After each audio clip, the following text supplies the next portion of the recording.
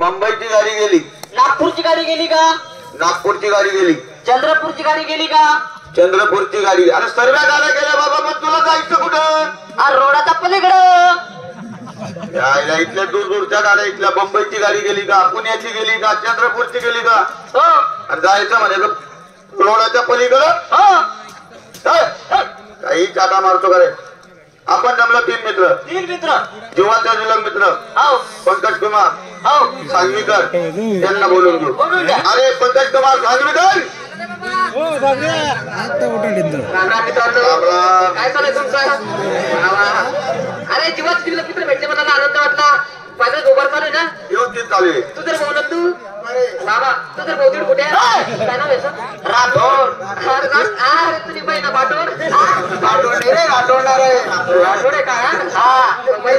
बरे बरे असा उभा आहे नाही तो उभा शेरीचे पाय अर्धे करून टाकले बघ बाबा. अरे जीवाचे तुला मित्र भेटले, मला आनंद वाटला.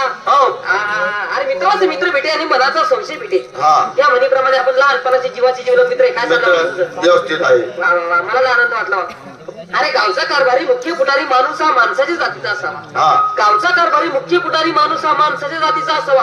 नाही तर लाताचा सुद्धा नेड्यांचा बाजार पेड्याचा पाऊस नसावा. शेवटी गावातला पाटील कसा असावा? अरे गावातली भानगड गावात मिटवणारा पाटील हा खटका असावा. गावातली भानगड गावात मिटवणारा पाटील हा खटका असावा.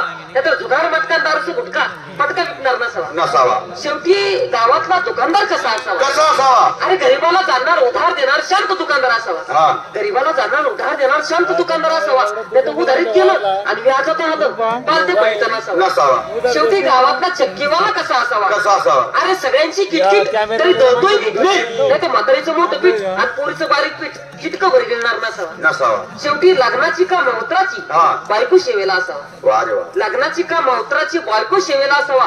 नाही तर एकाची इदबूच आणि दुसऱ्याची बुजबूज, तिसऱ्याच्या भजेपावाची नुगडे पावाची वाट पाहणार नसावा. बाबा ते काय कामाची? या आजकालची जगाची रीत चालेल बाबा. तुमचं काय चालेल बाबा? व्यवस्थित. हे चुकीचं केलं म्हणतो मी. अरे गावाची यात्रा आली. अरे काय गावची यात्रा आली? अरे बाप मेला माझा. बाप मेला? बाप मेला तुम्ही ती का आले नाही माझ्या बापाच्या मोतीला. अरे किती हे करावं तुम्हाला? अरे आम्हाला माहितीच नाही पडलं. रडू नको तुझं दुःख एवढं बाहेर नको काढू. बाप मेला यार. पण भाऊ मानव लागत तुमच्या घराला. मग आमचं घर माणुसकीच आहे बाबा. माणुसकीचं घर आहे भाऊ.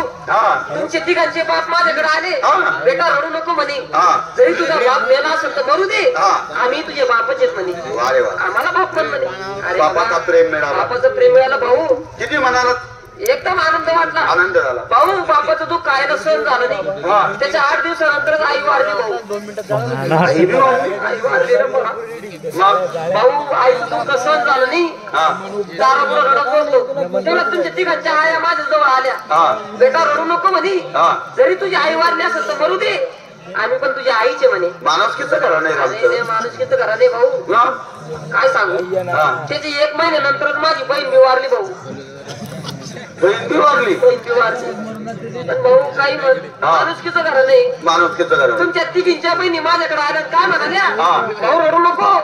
जरी तुझ्या बहिणी मेल्या असेल तर मरू दे, आम्ही तुझ्या बहिणीचे म्हणे.